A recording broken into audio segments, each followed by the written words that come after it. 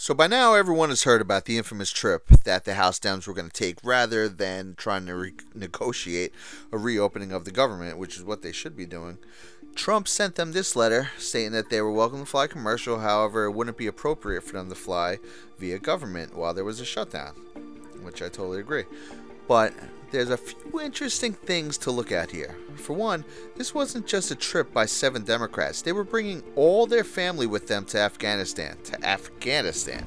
Pelosi had every one of her children and grandchildren with her. Why? 86 family members in all, and 93 military and Secret Service all leaving D.C. at the same time. Now, while this was going on, there was something odd trending online. President Pelosi. This is odd because even if Trump was impeached, what about Pence? Why now? Someone even handed out fake Washington Post to the morning commuters.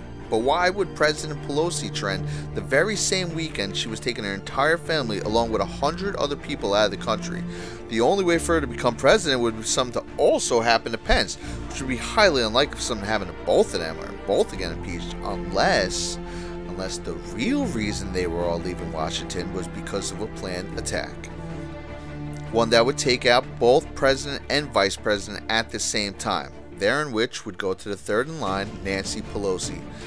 Maybe this is why they were so irate at the canceling of the trip. After all, Pelosi is worth an estimated $70 million, even though she makes $177 grand a year. Explain that one to me. Surely she doesn't need a free flight anywhere. Now, this talk of Pelosi becoming president supposedly stemmed organically from an article released by cringy racist site BuzzFeed, where they stated that Cohen was directed to bribe people into fixing polls. Now, this in itself is laughable because every poll had Hill Dog annihilating Trump, so if this was even true, Cohen did a terrible job. But even though it was clearly fake, the leftist media ran with it countrywide. That's right, an unverified article by BuzzFeed was cited for a worldwide total organic, quote-unquote, trending story being pushed by the fake news media. Where have I heard that story before? Maybe the Christopher Steele dossier that was paid for by Hillary's people as the main reason to spy on Trump?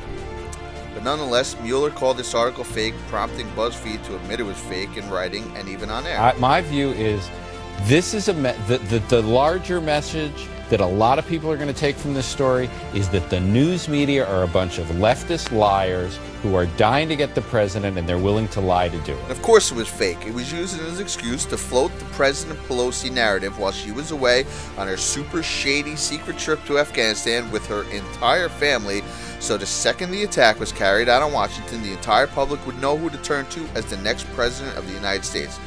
Nothing is random with these people. But thankfully, Trump is always 3 steps ahead and flat-tired their trip, coincidentally right at the same time that it was revealed that this story was fake. Trump then also announced that he would be making an important announcement on Saturday the 19th, aka National Popcorn Day. So get yourself a bag, sit back, and enjoy the show. In order to build the trust and goodwill necessary to begin real immigration reform, there are 2 more elements to my plan. Number 1 is 3 years of legislative relief for 700,000 DACA recipients brought here unlawfully by their parents at a young age many years ago. This extension will give them access to work permits, Social Security numbers, and protection from deportation, most importantly. Well, there you have it. Trump just gave the Democrats what they wanted with the DACA deal, with the Dreamers, the big deal that they made last year about that. It's the kids of illegal immigrants, which is surprising that he remembers because the Democrats haven't said a peep about it in about a year now. So now the ball's in their court. Did they really care about the Dreamers? Or are they just looking to obstruct, and did they think that that's something he would never go for? Now he's going for it. So they have no choice but to make this deal. Where we go one, we go all.